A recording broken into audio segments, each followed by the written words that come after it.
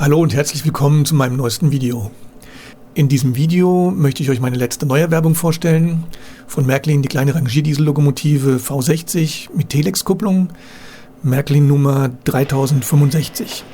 Ich hatte die Gelegenheit, die Lokomotive schon digitalisiert zu erwerben, sodass ich mir dieses Gefummel in die kleine Lokomotive, den Digitaldecoder einzubauen, ersparen konnte. Laut der Rahmenbeschriftung und dem dunklen Farbton müsste es die Version Nummer 5 sein, gebaut von 1982 und 1983. Für mich macht dieser Stangenantrieb an den Seiten die Lok zu was ganz Besonderem. Ich hatte sie schon öfters im Visier, habe sie mir allerdings nie gekauft und jetzt konnte ich die Gelegenheit endlich mal nutzen. Passend dazu habe ich einen kleinen Güterzug, der aus 7 Bananenwagen besteht. Die Wagen im Einzelnen sind mit der Nummer 4509. Der erste Wagen, hier ist das Bild noch mit Schablone gespritzt, in einem dunklen Blauton. Das Dach ist an der Seite noch getönt und gebaut wurde dieser Wagen von 1952 bis 1957. Bei dem zweiten Wagen sind die Bilder nicht mehr gespritzt, sondern das sind Schiebebilder. Das Dach ist ab da auch weiß. Gebaut wurde der von 1958 bis 1968. Als dritten Wagen haben wir hier die 4909, das ist ein Bausatzwagen. Der Wagen ist auch mit Schiebebild. Die weiteren Beschriftungen sind nicht eingefärbt und man erkennt die Bausatzwagen unten wohl an dem Splint zur Befestigung der Kupplung, beziehungsweise im vorderen Teil der Kupplung ist auch nochmal ein Splint angebracht. Ich habe die beiden Wagen hier mal im Vergleich. Auf dem linken Wagen erkennt man die Splinte, die von demjenigen, der den Bausatz dann zusammengebaut hat, einfach auseinandergebogen wurden. Und die Wagen, die von Märklin fertig ausgeliefert wurden, haben hier unten eine andere Befestigung. Das trifft wahrscheinlich auf alle Bausatzwagen zu, nicht nur auf die Bananenwagen, sodass, wenn man einen alten Wagen in die Hand bekommt ohne Schachtel, man erkennen könnte, ob es sich um einen Bausatzwagen handelt oder um ein Fertigmodell. Als vierten Wagen haben wir auch nochmal einen Bausatzwagen mit der 4909.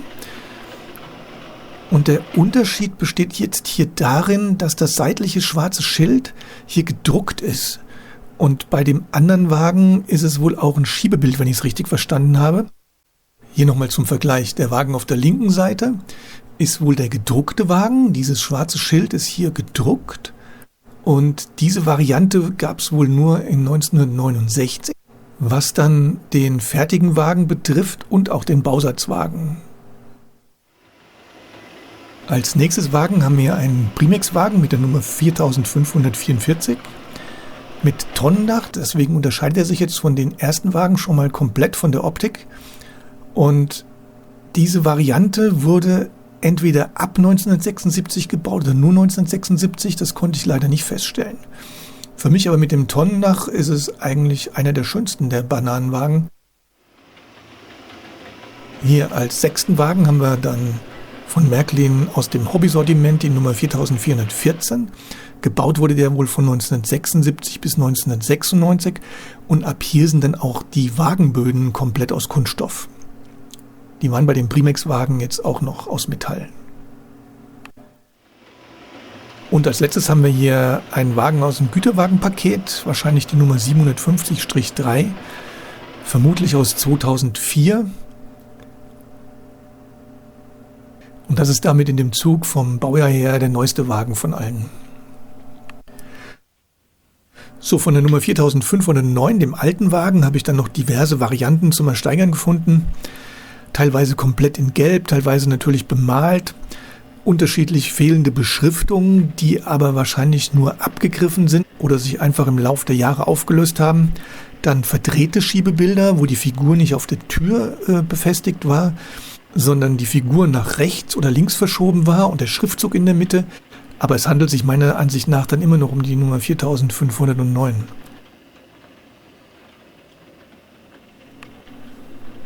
Dann gibt es noch diverse andere Ausführungen von neueren Bananenwagen, die teilweise dann in Braun gehalten sind. Aber für mich faszinierend waren früher immer die gelben Wagen, deswegen habe ich mir jetzt auch erstmal nur die gelben Wagen zugelegt.